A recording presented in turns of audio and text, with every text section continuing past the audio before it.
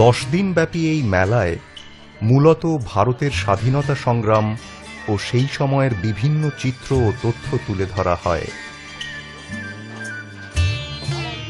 শহীদ বেদিতে শহীদ কলস স্থাপন করলেন বিদেশমন্ত্রী শ্রী প্রণব মুখোপাধ্যায়।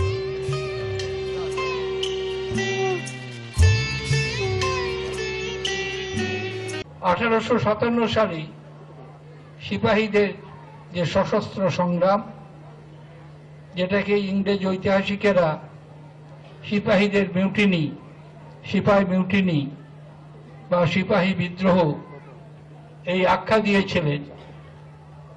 সামরিক পরিভাষায় মিউটিনি শব্দটা খুব সদর্থক নয়, কেননা আশা করা যায় সামরিক বাহিনীর মধ্যে শৃঙ্খলা এবং নিয়মানুবর্তিতা সেটাই সবচেয়ে অগ্রগণ্য। সেখানে তার ব্যতিক্রম ঘটিয়ে মিউটিনি যারা করেছিলেন সেটা সদর্থক নয়, কদর্থক।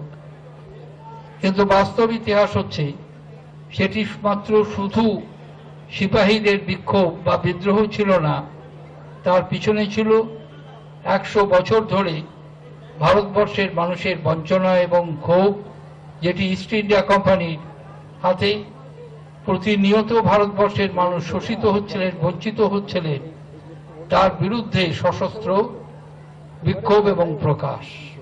যে রাজনৈতিক দল ভারতবর্ষের সমস্ত স্বাধীনতাপ্রেমী শক্তিগুলিকে সংগঠিত করে একটি প্ল্যাটফর্মের মধ্যে নিয়ে এসেছিলেন, তার নাম ভারতবর্ষের জাতীয় কংগ্রেস।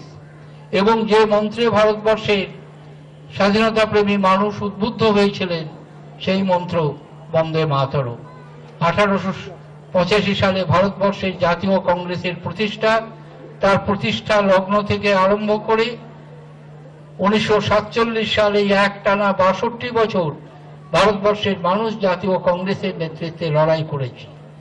জাতীয় কংগ্রেসের নেতৃত্বে ভারতবর্ষের মানুষ যেমন সংগঠিতভাবে ইংরেজ সাম্রাজ্যবাদের বিরুদ্ধে লড়াই করেছে, তার পাশাপাশি বিভিন্ন জায়গায় সমান্তরালভাবে বিভিন্ন সংস্থা সশস্ত্র বিপ্লবের স্বপ্ন দেখেছেন, যার চূড়ান্ত পরিণতি আমরা দেখেছিলাম নেতাজি সুভাষচন্দ্রের নেতৃত্বে আজাদ হিন্দ ফৌজ তৈরি করার মধ্য দিয়ে।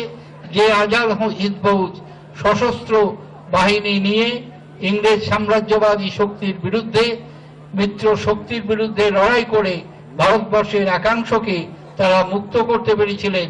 1947 সালের আগেই মণিপুরের ইম্ফল, কোহিমা এবং আন্দামান নিকোবর দ্বীপপুঞ্জ স্বাধীন ভারতবর্ষের প্রথম স্বাধীনতার পতাকা উত্তোলনের সুযোগ তারা পেয়েছিলেন।